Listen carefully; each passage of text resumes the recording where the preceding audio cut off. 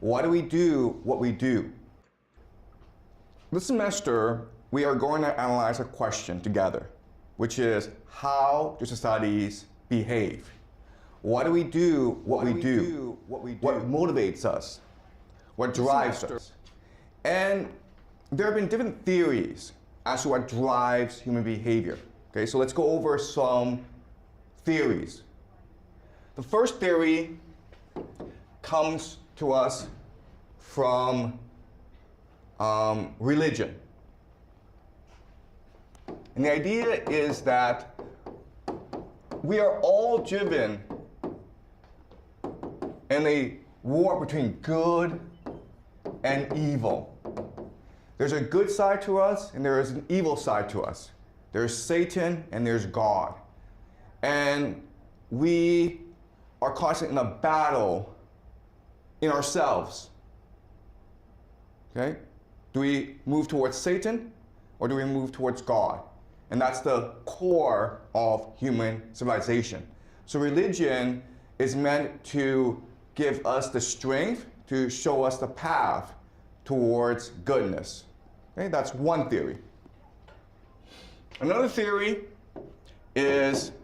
comes to us from biology. Okay? And the idea is sex. We want to pass on our genes forward because that's the point of our existence. If we cannot have children, we all will die. So the point of our existence is to have children and have them pass on their genes to others, okay? And for males and females, life is different because as a man, you have a penis. And all you have to do is stick your penis into a woman and you're good, okay? That's all you have to do. So you want to stick your penis in as many women as possible. And that's the point of your existence. But as a woman, your life is different because it's hard to give birth. It takes 9 months to incubate the child in your womb. And then childbirth is the most painful experience anyone will ever experience. And then the child, it'll take like 16, 18 years to raise a child to maturity. So it's a huge investment on your part. So as a female, you have to be very cautious, very careful about who you marry or who you have sex with, okay? And so life is a struggle between men who want to put their penis into anything and women who want to be careful about who they marry, okay? So that's the idea of biology. Then of course you have the idea of race and culture. That the world is a struggle between these different races and cultures for dominance. And each race, each culture has their own characteristics. Okay, so maybe the yellow race, they're very clever, but they're very weak. And then the white race are brave, but kind of stupid. And the black people, like, anyway, that's another theory. I'm not saying it's correct, I'm just saying it's a theory that people believe in. Then you have economics, right? And what they believe is that we are driven by money or self-interest. We want to make as much money as possible, and that's what drives us, okay? That's pretty simple. And the last big theory is the idea of liberalism. That comes from the Enlightenment.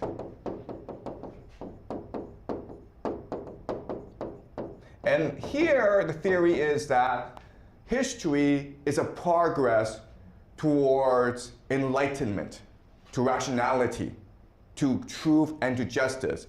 So the inevitability of history, of human development, is towards paradise, towards heaven.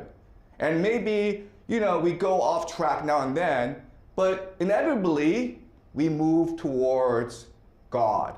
Okay, and this comes to us from the Enlightenment. We call this liberalism. Okay, so these are 5 theories. There are others, but these are 5 theories that show you the diversity, the variety of ideas out there.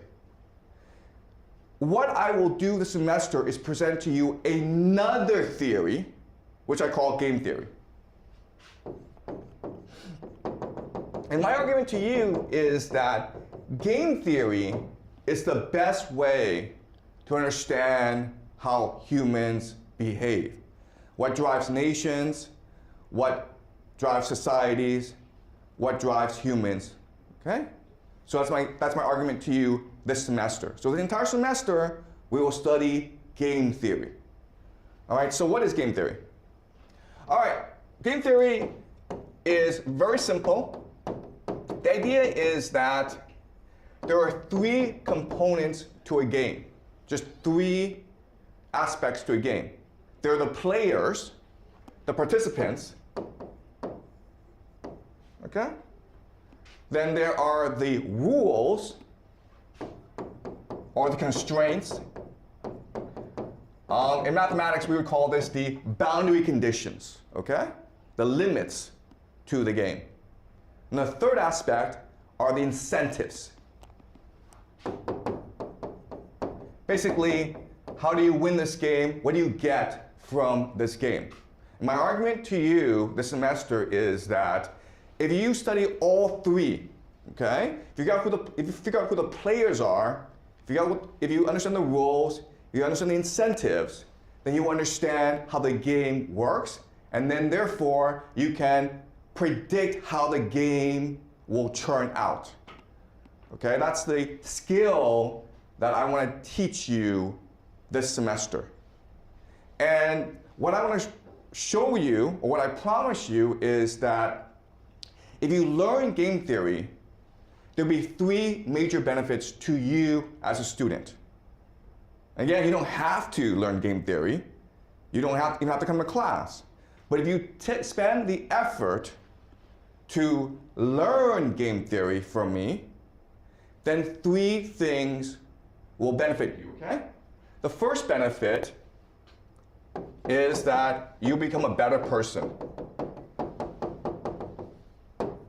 The point of education, guys, it's not to get good grades or get into university or get a good job. What I believe is the point of education is to make you into a better person, which means that you are a much more thoughtful person who can better analyze yourself and the world around you. This allows you to make better decisions. This makes you a much more curious, much more moral, and much more imaginative person, okay? So one benefit of learning game theory is you become smarter, and therefore you become a better person, okay? That's number one. Number two is you'll be able to understand the world that we live in, because this world is kind of stupid, okay? So you may have heard that Donald Trump and the American military went into Venezuela for no good reason, kidnapped a president of Venezuela, which is against international law, and then brought him back to New York City where he will stand trial. It's really stupid what happened. But our class, it's not meant to say this is stupid or this is wrong, because we all know it's stupid and wrong. We're trying to figure out why this happened and what this will lead to. And so we will be in this class studying and analyzing current events to understand how the world really works, why people behave the way they do, and understand how the game of the world works. And this requires you to actually follow the news, okay? It's not hard to spend 5 minutes and just read up on the news. But we'll be looking at the war in Ukraine. We'll be looking at a new war between Israel and Iran. We'll be looking at what's happening in South America. We'll be looking at the conflict between China and Japan. We'll be looking at the relationship between the United States and China, okay? So this is relevant to your lives because you will eventually have to work and live in this really screwed up world that we live in, okay? And the third benefit is once you understand the game, you will have predictive powers. You'll be able to understand how the world will develop. You'll be able to analyze your own life and understand how you will develop. And that gives you control, sovereignty over your own destiny. Okay? That's my promise to you. If you actually spend the time to listen carefully in class, to participate fully, to follow the news, and you spend the entire semester doing so, then these 3 benefits will start to accrue in you. Okay? This is a lifelong struggle to learn game theory. I'm a lot older than you are. I have a lot more experience than you. Okay? But I want to show you how to look at the world through game theory. Another phrase that you learn in school is, I'm going to teach you how to think critically about the world. Or I'll just teach you how to think, okay? All right? Are we clear? Any questions before I move on? All right, so this is all very abstract. And so what I'm going to do now is I'm going to use an example of a game to show you how game theory works, okay? All right, so let's use a really simple game, okay? Let's imagine there are 5 boys and 5 girls, and they want to get married, okay? So these are the players, and what we're going to do is we're going to divide them up into male and female. Then what we're going to do is we will rank the males and the females. Okay, so we're going to rank 10 players into 5, 4, 3, 2, 1. 5, 4, 3, 2, 1. Okay? And so how do we rank them? Well, we rank them according to their attractiveness using 3 criteria. The first is genes. The second is wealth. And the third is status. Okay, so genes is very simple. It means that you're good looking. It means you're tall. It means you're healthy. You will live a long time, okay? Genes is pretty simple to understand. Wealth just means that you or your family have a lot of money. Status means that you have a lot of friends. You have a high status job. You come from a really powerful family, okay? So these are the 3 criteria that we can use to judge a person's attractiveness. And then what we can do is rank them from 5 to 1. 5 means really the best. 1 means the worst, okay? And we can rank all 10 according to these metrics. So according to biology, what we call evolutionary biology or evolution psychology, we're always trying to find the best genes to procreate because this ensures that our genes pass on. Okay? So remember that men have a penis which they can stick into anything. Women have to give birth, so their strategies are different, okay? So basically 5, number 5 is trying to have sex with all 5 women, right? That's his strategy. No, but female number 5 wants to ensure that she only gets 5. Okay? So these are different strategies. And if this, according to evolutionary psychology, all 5 of these females should try to procreate with number 5, okay? But we know you can't do this. It's suicidal. Why is it suicidal? Because the human race couldn't survive, right? It'd be idiotic to do something like this, where all 5 women are just trying to marry this one guy, and maybe him, okay? But these 3 are eliminated. Because then your society would collapse. You couldn't have that many children. So this can't possibly be true, right? So let's figure out what should happen. Okay.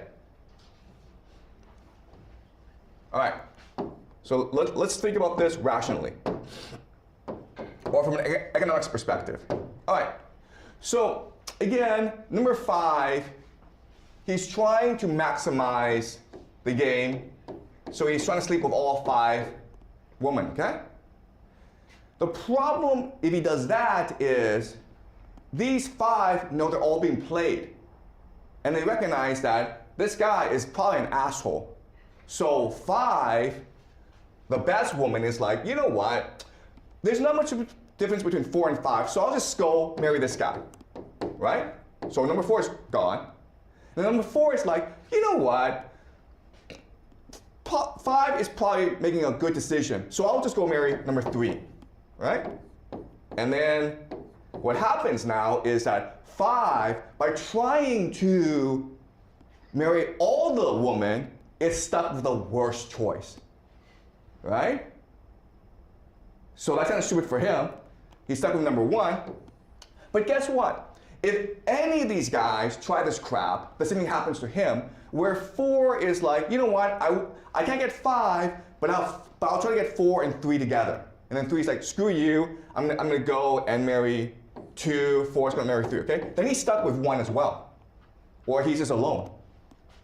So if they try to individually maximize their outcome, they all get screwed in the end. So the only way out of this is that they cooperate, okay? And the best way to cooperate is basically 5 is like, you know what, screw this, I'm not gonna go after 4 or 3, I'll just have number 5, okay?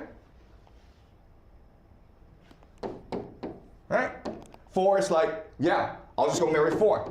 No dating, no games, I'll just go marry 4. And 3 marries 3, 2 marries 2, and 1 marries 1, okay? And the world now is perfect.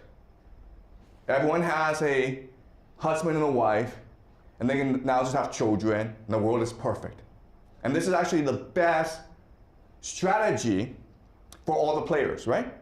We call this, the word in game theory we use for this is called the Nash equilibrium.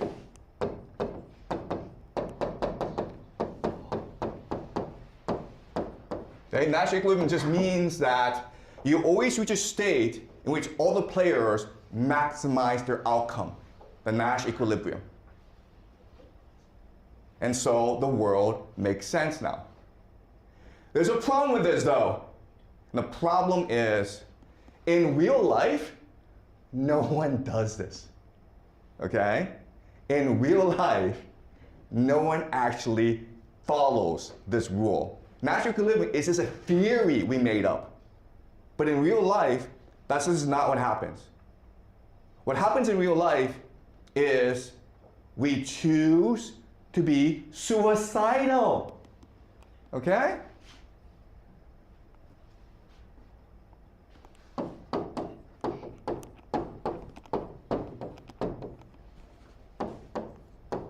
So let me tell you about a game I played. So last year I was teaching this class and I asked the boys and I asked the girls, pretend you're now 30 years old, right? Your parents are pestering you to get married and you've been on the dating market for 10 years. There's really no one that you think is perfect for you. You have basically given up on love. Imagine that you want to get married now and tell me what is the minimum requirement you need in order to agree to marry someone else. Okay? What's the minimum, okay?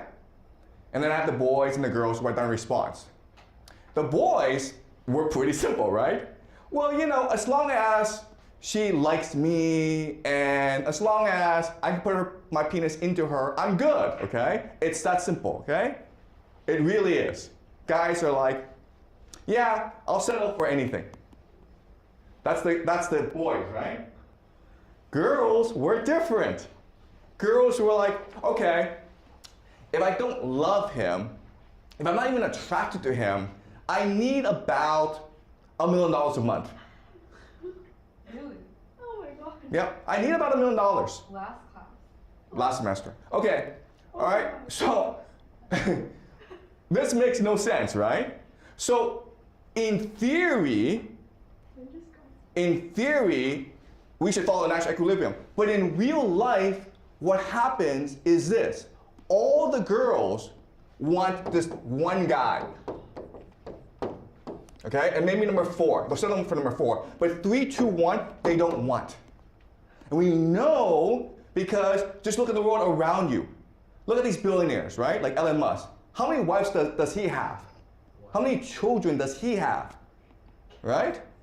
All the women in the world, many, not all, but many, just want to marry actors like Brad Pitt, billionaires like Elon Musk, right?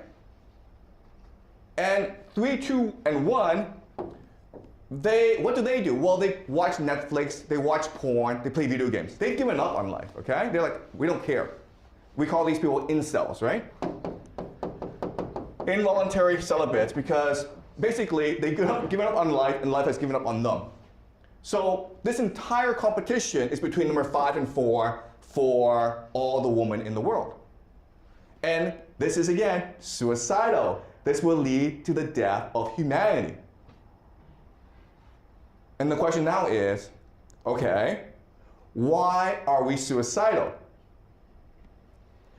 And so let's look at game theory analysis, right? The players, the rules, and incentives. We know what the players are. The players are doing stupid things. The rules we know, okay? But the incentives is something that we have to think about. Why are they behaving like this? And the answer is because they're not interested in sex or procreation. What they're interested in is status. Okay, that's the game they're playing, status. I don't want to marry someone to have children. I want to marry someone so I can take a picture of her and post it on Instagram so I can get a lot of likes. I want to marry someone so I can walk with her in the mall and all the guys are jealous. I want to marry someone who I can brag about. Okay? It's a game about status, not a game about sex or procreation. You understand? People are not being rational here. People are trying to maximize their status in life. And that's why everyone's behaving like this. She may be the ugliest woman in the world, but she's still like, you know what? It's still my choice whether or not to have kids. And having kids is a pain in the ass. So if I'm going to make the sacrifice, this guy better be good looking. Okay? Or this guy better be rich. Otherwise, why would I want to have kids? Okay? So this is why people behave the way they do. If you think about it this way, what you recognize is that people are rational. But to understand why they're rational, you have to figure out what the game is. Okay? But then this leads to us to a question, which is, okay, well, clearly this is wrong because if we behave like this throughout human history, we wouldn't be here today. Okay? How is it that we have this game today and we're going to die, but we must have come from somewhere. We've been around for like a long time. So how is it that humans have survived for so long doing these stupid things?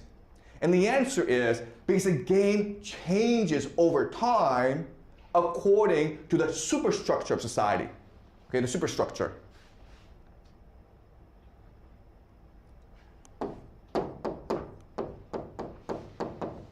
The superstructure is what determines the nature of the game. Superstructure, just think about the big picture, right? How many people are there? Is society wealthy or poor? Are there enemies to this society? Okay, this is the superstructure, the big picture, demographics, economics, culture, politics, religion. And these things together is what determines the nature of the game. All right, so let's look at 3 examples of superstructure. All right. Example 1 is you have a low population society. Okay, low population is like maybe 200 people, 300 people. Okay, a village basically. They are poor and low technology. Low technology means they don't have access to clean water. They don't know what hygiene is. They don't understand what germs are. So it's very easy for a woman to die in childbirth. Okay? And low competition. Low competition just means that there are no competing villages against them. Okay, so that's one kind of superstructure, the early superstructure of human society, okay? Then you have maybe growing population, okay? So we're talking like maybe 10,000 people, 20,000 people. They are now growing in wealth, growing wealth. They have some technology, meaning they have access to clean water, and they have high competition, okay? Meaning that they're competing against different villages and societies around them. Okay, that's another superstructure. And the third superstructure is overpopulation, okay, which is the world we live in today, okay? Where in China you have 1 billion people. That's a lot of people. Too much wealth, okay? But with wealth you have inequality, right? And then you have high technology. This high technology just means that every woman who gives birth will not die. And every child born will live, okay? And then you have something called an equilibrium. Equilibrium just means that, yeah, there's competition, but they're not gonna go to war against each other. The world is to each other. Why? Because as a woman, the only way to ensure that your child survives is if all the men in the village want to protect and nurture the child. And they will do that if they believe that the child could be theirs, okay? So the woman will maybe have a husband, but the woman will also choose to sleep with other men to disguise paternity. Does it make sense? So there's no dating, there's just lots of sex in order to maintain social cohesion, okay? Now, in a superstructure number 2, there's no dating either. Why? Because this society is in competition with other societies, and they need to have as many children as possible. So what the solution here is to have arranged marriages.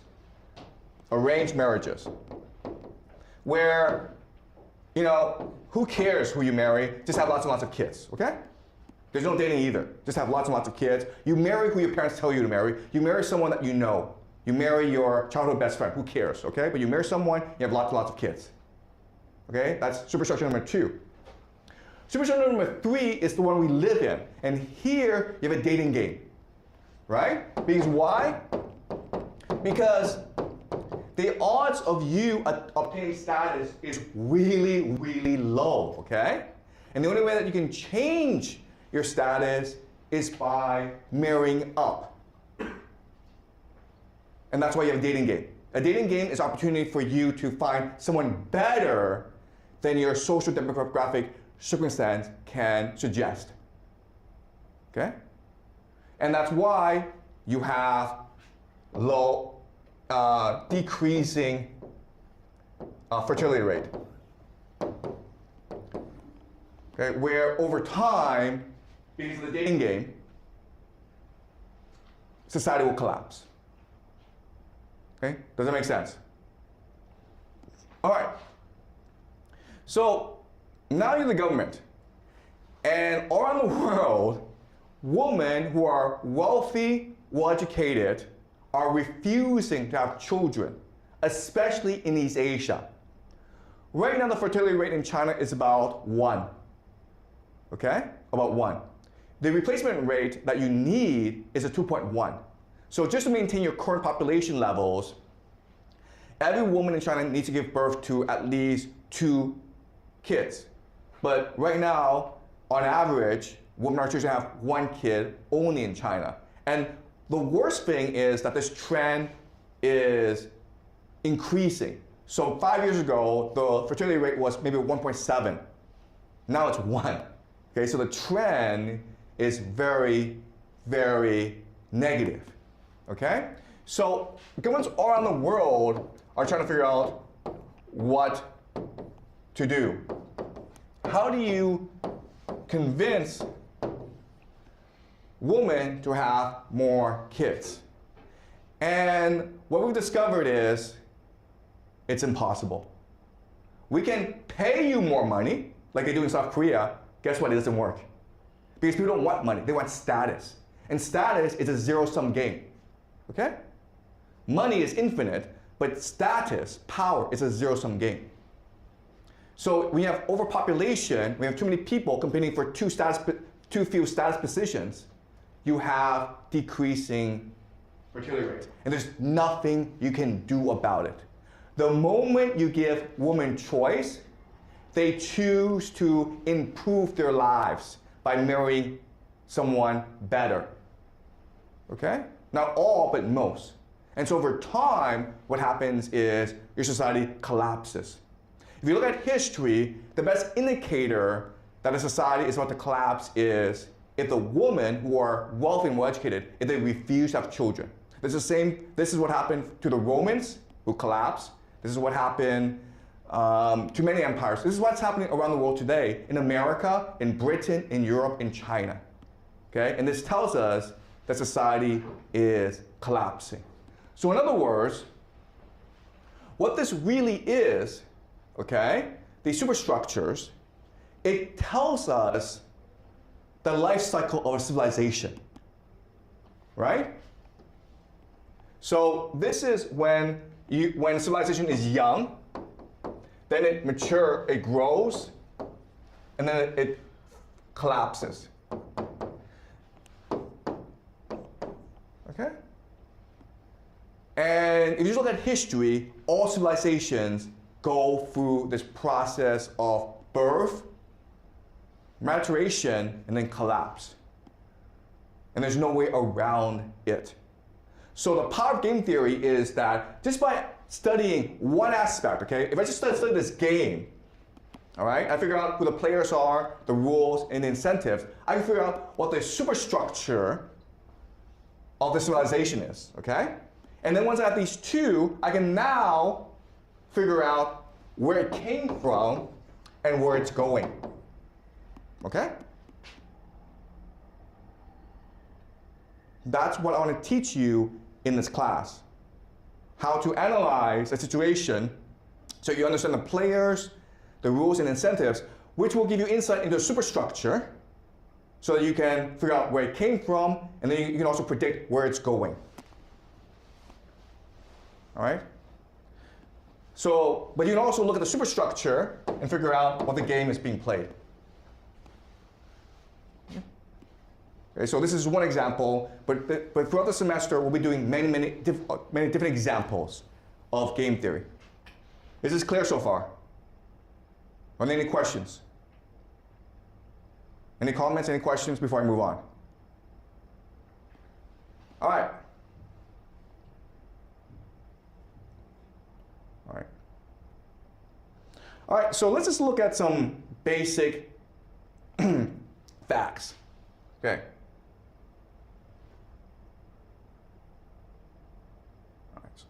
All right, this is a map of the world, okay? As you can see, okay, so the color scheme is this. The red is where the population, the society has an above replacement fertility rate, okay, so above 2.1. If it's dark red, like here in the middle of Africa, it's 6 to 7, or 6 above, okay? And why is it that the case? Because Africa is in a situation where it's a growing society with middling tech, so a lot of people die, lots of competition, so to survive, families have to give birth to a lot of kids, okay? They have no choice in the matter. But then you move to the rest of the world, okay? So this is North America, Europe, and East Asia, the 3 wealthiest parts of the world. And guess what? The fertility rate is collapsing because now we've entered the end game where it is overpopulation, too much wealth, so too much inequality. And so women are forced to pick the best possible mate or not have children at all. All right? And here the situation is very, very dire. North America and Europe are kind of okay. Why? Because of immigration. Because even though their women are not having children, they can choose to import people for their labor force. But East Asia is really, really screwed, guys, okay? So just look at this region. Okay, so China is 1, but the worst is South Korea. South Korea has the lowest population the lowest fertility rate in the world. they're at between 0.6 to 0.8. So they're probably gone in 50 years' time. It's so bad that when you go to South Korea, they have signs outside restaurants that says, no dogs and no kids. They think that kids are a problem, okay? So you look at these areas, again, they are poorer, so women are forced to have more children in order to survive, okay? But you look at wealthy areas, well, they're probably gone in 100 years' time. Okay? It's total collapse. The solution that governments are choosing right now is to import immigrants, okay? So these are the trends right now. And it's causing a lot of disruption in society because, guess what, guys? People don't like outsiders. People don't like immigrants. But they don't have a choice in the matter because along with the fertility crisis, it's the aging crisis where your population is getting older and older, okay? So the world is not that simple. If you want to know who will rule the world in 100 years' time, just figure out in which society do wealthy, well-educated women choose to have children, and then that society will rule the world. Okay? It's that simple, right? Well, unfortunately, if you do it that way, you get a really, really disturbing answer. Okay? So this is per capita GDP, okay? So how much people make. All right? So obviously, if you're 0, you're very poor, and if you move to over here, you're very wealthy. Okay? So the United States is the wealthiest society in the world, right? Sure, we can understand that. Then this is the fertility rate, which tells us how many children women have on average.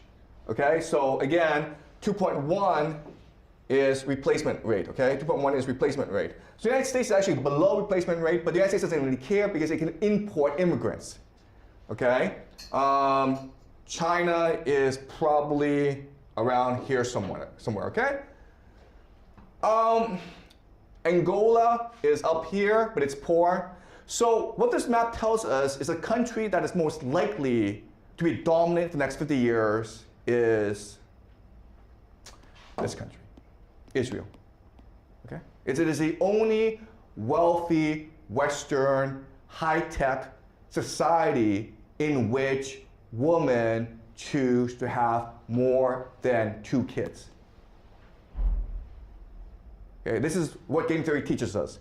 And yeah, I know there are people who are like, yeah, but Israel, it has 9 million people. And it's in the middle of a desert. And everyone hates Israel. I understand that. Thank you very much, okay? I understand that. But if you just analyze how the game works, okay? If you just look at it objectively from a game theory perspective, you are forced to conclude that Israel right now has the major advantage over everyone else. Now, it is possible that societies will change the fertility rate as the world changes, okay? But I'm saying that given the current state of things, Israel, their growth trajectory is very, very high. But then the question then is, okay, why is it that Israel, they are different from everyone else? And the answer is because the world hates them, okay? Because they think they are different from everyone else and they must unite together to survive. So in Israel, fertility is status, okay? If you are a woman and you give birth to a lot of kids, that means that you love Israel. That means that you are doing what you can in this war for survival. It means you are a patriot, okay? But this has to do with religion. So what the West has done is not only has it created a dating game where a woman can choose to have kids, but the Western world has also given up on religion and embraced materialism, right?